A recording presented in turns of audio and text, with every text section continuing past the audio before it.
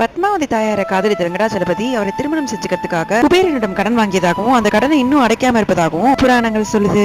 கடலுக்கு வந்த பிறகு முனிவர் தன்னை கண்டு கொள்ளாமல் அவமதித்ததாக விஷ்ணுவோட மார்பிள எட்டி உதைக்கிறாரு. அடி வாங்கியும் அமைதியா இருந்த விஷ்ணுவோ முனிவரின் காலை அழுத்தி பிடிச்சு விடுறாரு. இதை கண்டது முனிவர் தன் செயலுக்காக வெக்கப்படுறாரு. மகாலட்சுமிக்கு கோபம் வந்தது. எட்டி உதைத்த முனிவரை சக்கராயுதத்தால் வெட்டி வீழ்த்தாமல் ஒத்தடம் கொடுக்கிறாரே என்ற கோபத்துடன் கடலை விட்டு வெளியேறி பூலோகத்தில் ஒரு அரண்மனை தோட்டத்தில் குழந்தையாய் கிடந்தாள்.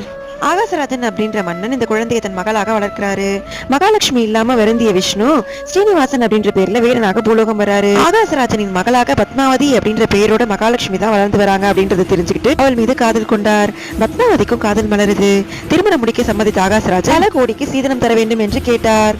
உடனே ஸ்ரீனிவாசனான மகாவிஷ்ணு குபேரனை அணுகி 1000 கோடி வராகன் கடனாக பெற்றார். இதற்காக ஒரு கடன் பத்திரமும் எழுதப்பட்டது. கலியுகம் முடியும் வரை வட்டி மட்டுமே செலுத்தினால் போதும், அடுத்த யுகத்தில் அசலை அடித்து விட வேண்டும் என்பது நிபந்தனை.